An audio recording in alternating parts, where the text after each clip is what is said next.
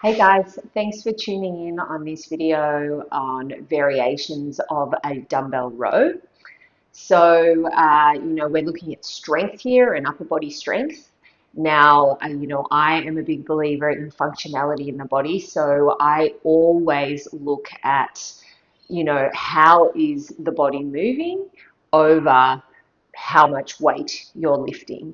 So with these exercises, I'm going to start you off with a couple of upper body movement exercises to make sure that the shoulders are sitting well before I show you the variation on the different strength exercises in the row for dumbbell. So make sure that you do the little warm up first if you're going to go in and try out the exercises. Start light and then slowly increase your weight when you perform the movement correctly. So what we're going to do to start is just going to start on your knees, and your hands are going to be tucked in front of your knees like this. So first of all, we really want to make sure, now warming up isn't just about sort of warming the body, but it's also about warming the tissue.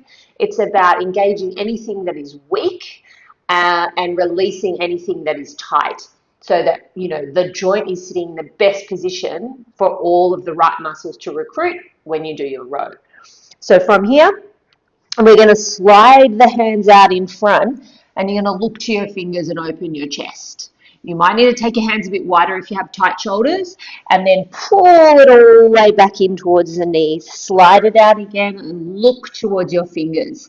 So even though we're moving the spine here, as you slide your arms out, you should feel the back of your arms and the bottom of your shoulders engaging. So the shoulders and the rib cage and spine all link in together to give you upper back posture. So it's really important that this part of the body is nice and free. Good. Open the chest and bring it back. Now we're going to walk the elbows forward. You're going to be in a kneeling plank position, even weight on your knees. You don't want to drop your hips too low or have your bum too high. From here, you're just going to alternate lifting your elbows off the ground. So you'll see my upper body is twisting, but my hips should be staying relatively still. So you want to try to really dig your knees into the floor to keep your pelvis still, and so you're getting that nice upper back rotation. Then you can extend the arm to the ceiling and just get an alternating reach. So you get a little bit more rotation in the upper body here. Good. And then walk it back. Nice. A little bit more freedom in that upper body. So just grabbing some light weights to start. So the first row I'm going to show you is just the basic kneeling row. Now, whenever I teach anything, it's all about integrating the entire system. So not just isolating one area. So when we set up here, the important part is for the hips, to be slightly in front of your knees. As soon as you drift back and have your knees in front of your hips, you start to use your hips to stabilize you a bit more than your core muscles in the center of your body. So if you set yourself forward a little bit, you're going to integrate some of these core muscles. So from here, when you're pulling the arm up, you're going to pull it to the rib cage, tuck the elbow back and open the shoulder. If the shoulder rolls forward, you've actually lost the connection in the back, so it no longer becomes a back exercise. So I want you to pull up to the ribs, tuck the elbow, open the shoulder, and really feel the muscles in the top shoulder blade working, and then bring it back down. You can do the same thing to the other side. Lift it up, tuck it in, open the shoulder, bring it down. The other key thing here when you're doing a kneeling row is that you don't want to shift your body to the opposite side. So as you pull the arm up and tuck it in, make sure you haven't shifted the hips to the opposite side of the arms, because then that again will change how you work your body, and bring it down. Then to make this a little bit harder, we can extend the back leg. And as I said to you, because we're trying to integrate the whole system, you're going to shift the hips to the center, that back leg's extended.